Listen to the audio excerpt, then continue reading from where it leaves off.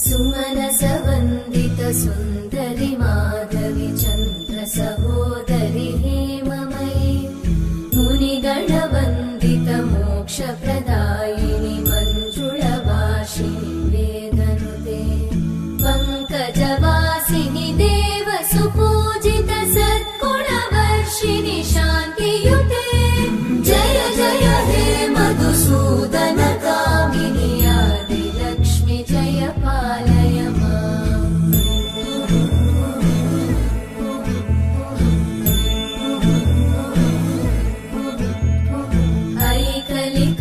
ऐकलिकल्मषनाशिनि कामिनि वैदिकरूपिणि वेदमये क्षीरसमुद्भव